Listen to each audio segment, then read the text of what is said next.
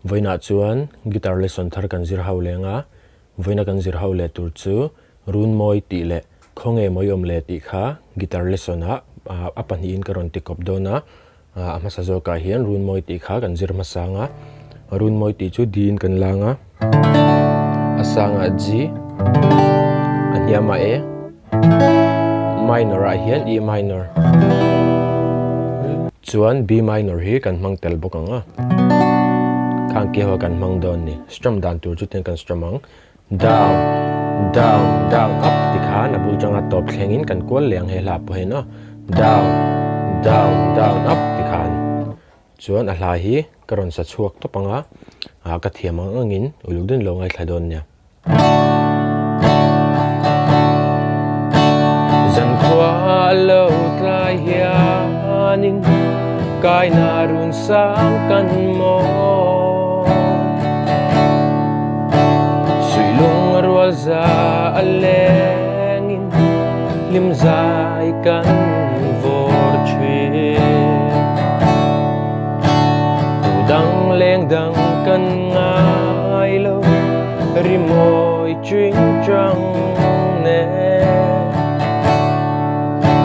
khoi lam chuan zai re lo hia lung len thu shil za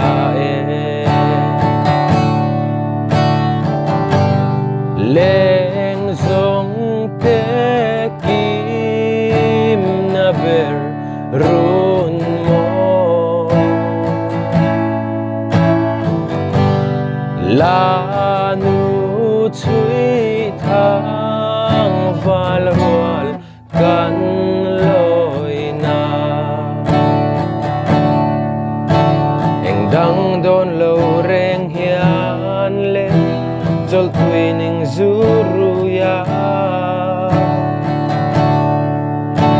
han bel chang ni te hianin an kanem ten min cho leng zong te kim na ber run mo la nu chui thang val rual kan loi na tikhan Runmawi kha chu chuak anga strumming pattern kha down down down up khatia strum top kha ni mai adota chuan Khawnge moi om le ti kha Perhdan kan zir ho lenga hela po hi di thawin kan la lenga asanga G yama A7 kan mang bokanga A7 chu A kan meta kan me na lai da son khan A7 no chuan D7 kan mang bokanga D7 chu ikuzung u in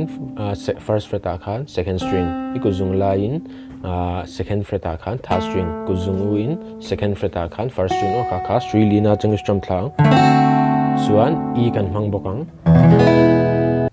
chuan hela po hian strum dan chikhat kan nei lenga chu tiang kan strum ang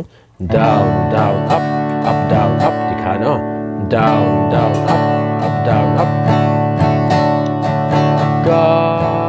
hoi vela nang neya zuale tri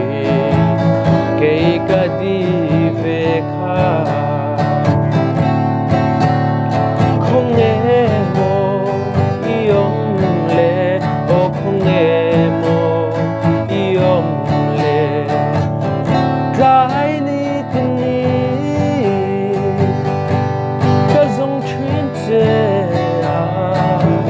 ton ni reng iom si lo o Khawnge iom le leng zong te chu a kop ten an him ngei mai ma se itel ve si lo Khawnge iom le ka tra nan mai i lo pia kai ni tini ka zong chhin se a ton ni re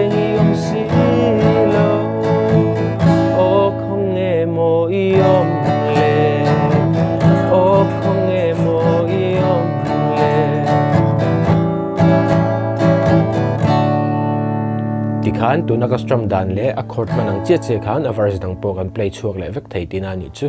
chuan ka guitar lesson siam hi lok pui na ten lo nei ve ni chuan khongein mi lo like mi lo subscribe ve don ya guitar lesson le pe ka kanin hula cheu don ya